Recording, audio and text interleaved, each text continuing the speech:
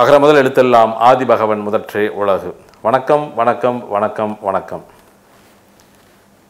இன்றைக்கு நாம் பார்க்கக்கூடிய தலைப்பு ஏசி, குளிரூட்டி, காற்று குளிரூட்டி. தமிழில் சொல்லும்போது கொஞ்சம் புரியாத மாதிரி தான் இருக்கும். நம்ம ஏசின்னு சொல்லி பழகினதுனால கொஞ்சம் புரியாமல் தான் இருக்கும். ஒரு காலத்தில் ஏசி அப்படிங்கிறது பணக்காரர்கள் மட்டுமே பயன்படுத்தி வந்த நிலையில் இன்றைக்கு ஒரு சாதாரணமாக இருக்கக்கூடிய ஒரு ஏழை மக்கள் கூட உபயோகப்படுத்தக்கூடிய அளவிற்கு இன்றைக்கி ஏசி வந்தாச்சு. இது வளர்ச்சியா அப்படின்னா கொஞ்சம் நாம் யோசிக்கணும். மேலோட்டமாக பார்க்கும் பொழுது பரவாயில்ல, இது பொருளாதாரத்தில் மிகப்பெரிய வளர்ச்சி தான் அப்படின்னு நினச்சாலுமே ஆரோக்கியத்தினுடைய வீழ்ச்சி அப்படின்னு தான் சொல்ல முடியும். குழந்தைகள் கூட இன்றைக்கி ஏசி இல்லாமல் இல்லை. நிறைய பள்ளிக்கூடங்களில் வகுப்பறைகள்லாம் ஏசியில் இருக்குது, லேப் எல்லாமே ஏசியில் இருக்குது, ஒட்டுமொத்த பள்ளிக்கூடமே ஏசியில் தான் நாங்கள் இயக்கிட்டுருக்குறோம் அப்படின்லாம் நிறைய விளம்பரத்தை பார்க்க முடியுது. அந்த அளவிற்கு குழந்தைகளுக்கு கூட ஏசியை பழக்கப்படுத்தியாச்சு. கொஞ்சம் நம்ம யோசிக்கணும்.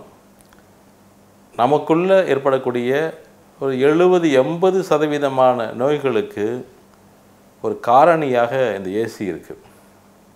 குறிப்பாக சொல்லணும் அப்படின்னா செரிமான கோளாறு, மலச்சிக்கல் ஏற்படுவது, இந்த ஹீட்னால் பார்த்திங்கன்னா மலச்சிக்கல் ஏற்படும், சளி மிக அதிகமாக இருக்கிறது, ஆஸ்மட்டிக் இருக்கிறது, தோல் பார்த்திங்கன்னா ஸ்கின்லாம் ஃபுல் ட்ரைனஸ் ஆயிரும், தோல் வியாதி வருவது, கண்களில் எரிச்சல் ஏற்படுறது, கண்களில் காலப்போக்கில் பாதிப்புகள் மிக அதிகமாக மாறுவது, இப்படின்னு சொல்லிட்டு நிறைய வியாதிகள்.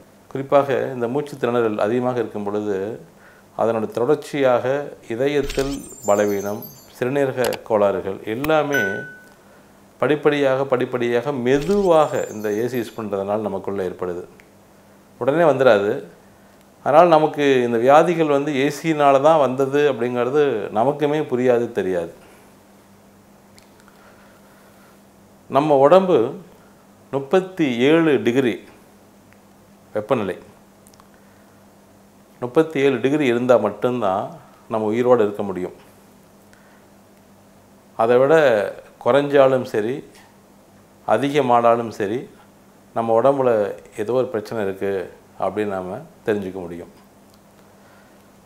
ஏசி பார்த்திங்க அப்படின்னா 16-17 டிகிரியில் குறைவாக இருக்குது. அந்த காலத்திலலாம் பார்த்திங்கன்னா வெள்ளைக்காரங்க இந்தியாவுக்கு வந்தப்போ அவங்க நாடுகளில் 6 டிகிரி 7 டிகிரி இருந்தது. அந்த வெப்பம் தாங்க முடியல, அதனால் ஏர் கண்டிஷன் யூஸ் பண்ணாங்க. ஆனால் நம்மளுடைய வெப்பம் என்பது நம்ம உடம்புக்கு ஏற்றவாறு தான் இந்தியாவில் இருக்குது. அதுவும் குறிப்பாக ஸ்ரீலங்கா, மலேசியா, இந்தோனேஷியா, சிங்கப்பூர் இதெல்லாமே மிக அற்புதமான ஒரு நாடுகள். மனிதன் வாழ தகுதியுள்ள நாடுகள் அப்படின்னா நம்ம நாடு தான். ஏன்னா நம்மளுடைய வெப்பநிலையும் அந்த பூமியினுடைய வெப்பநிலையும் ஏறத்தாழ கிட்டத்தட்ட ஒரே மாதிரி தான் இருக்கும். இது மிகப்பெரிய ஒரு வரப்பிரசாதம். அப்போது இந்த வெள்ளைக்காரங்களால் தாங்க முடியாதனால அந்த ஏசி யூஸ் பண்ணாங்க. கொஞ்சம் யோசிங்க. நம்ம உடம்பு 37 டிகிரி, நம்ம ஒரு 16-17 டிகிரி வைக்கிறோம் நைட்டில் தூங்கும்போது. அப்போ இந்த உடம்பு என்ன பண்ணுதுன்னா, இந்த உயிரை காப்பாற்றுவதற்காக ஆக்சிஜன், நம்ம உடம்புல இருக்க பற்றி ஆக்சிஜன், குளுக்கோஸ் இதெல்லாம் எடுத்து மைட்டோகாண்ட்ரியம் மூலமாக 17 டிகிரி 18 டிகிரி அந்த உடம்பில் இருக்கக்கூடிய அந்த வெப்பத்தை 37 டிகிரி கன்வெர்ட் பண்ணுது. அப்போ பாருங்கள், குளுக்கோஸ் வேஸ்ட்டு, ஆக்சிஜன் வேஸ்ட்டு, உடம்பில் எரிபொருள், தேவையில்லாத எரிபொருள்கள் வீணாக்கப்படுகிறது. நம்ம உடம்பில் குளுக்கோஸ் அதிகமாக இருக்கும்போது அது கிளைக்கோஜனாக மாற்றப்பட்டு நம்மளுடைய உடம்புல இருக்கக்கூடிய திசுக்களில் சேமித்து வைக்கும் உடம்பு. நமக்கு ஏதாவது ஒரு முடியாத சூழ்நிலை, மயக்க போட்டு விழுந்து கிடக்கிறோம், திடீர்னு ஆக்சிடெண்ட் ஆகிடுது, அந்த மாதிரி சமயங்களில் உடம்பு என்ன பண்ணணும் அப்படின்னா, இப்போ நம்ம பைக்கில் போயிட்டுருக்கோம், பெட்ரோல் இல்லை, பெட்ரோல் ரிசர்வில் வச்சுருப்போம். அந்த சமயத்தில் ரிசர்வ் என்ன பண்ணோம், நம்ம ரிசர்வில் போட்டுட்டு பெட்ரோல் வண்டி பைக் எடுத்துகிட்டு போவோம். அதுக்கப்புறம் பெட்ரோல் போட்டுப்போம். அந்த மாதிரி உடம்பு என்ன பண்ணோம்னா ரிசர்வில் வச்சுருக்கோம், அந்த குளுக்கோஸை கிளைக்கோஜனை மாற்றி.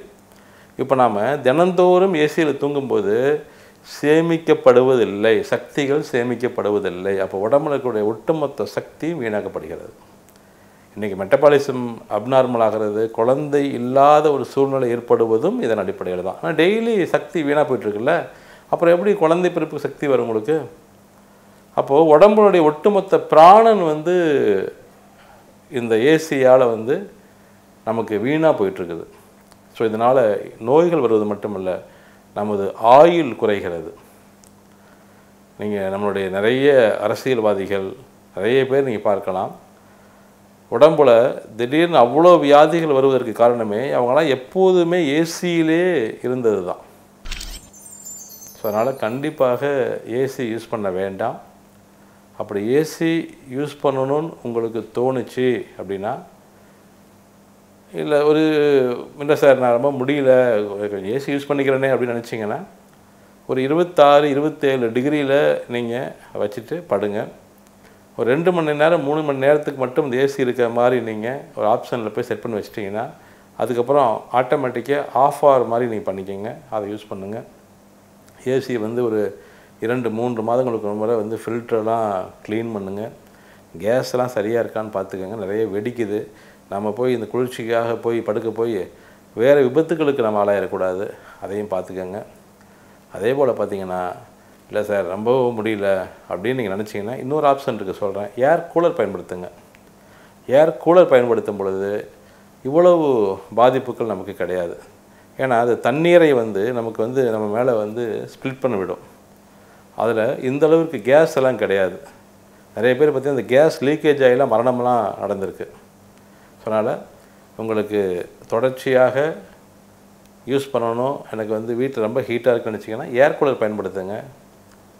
கண்டிப்பாக ஏசியை தவிர்க்கும் பட்சத்தில் நமது ஆரோக்கியம் மேம்படும் என்று சொல்லிக்கொண்டு விடைபெறுகிறேன். நன்றி, வணக்கம்.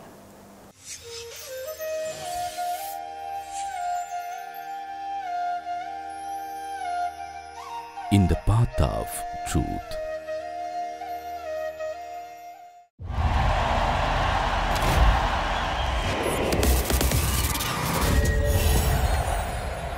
எனக்கு என்ன வைத்தியர் மாதிரி தெரியல, அவரு சிஸ்டர் மகா போதிதர்.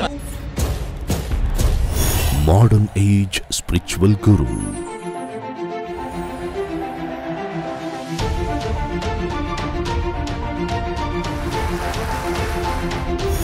People's doctor is the magnet of universal energy.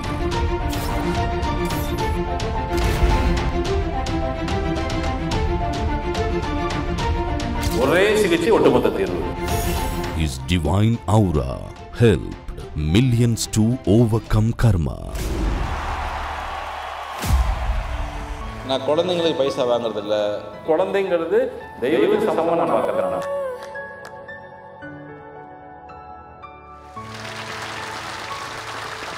கடவுளுக்கு செய்யக்கூடிய சேவை நினைச்சு நான் பண்ணிட்டு இருக்கேன்.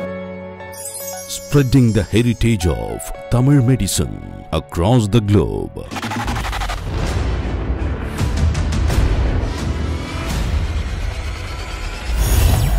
Every day, thousands of patients await his sacred touch.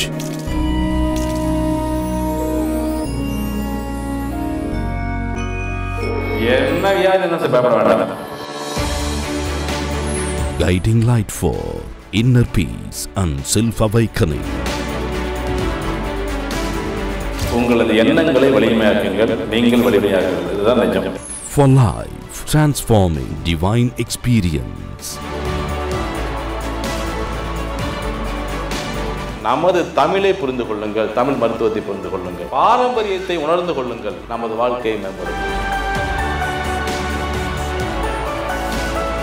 இந்த பாசிட்டிவ் அட்டிட்யூட் இதுதான் நம்மளை மேன்மைப்படுத்தும்.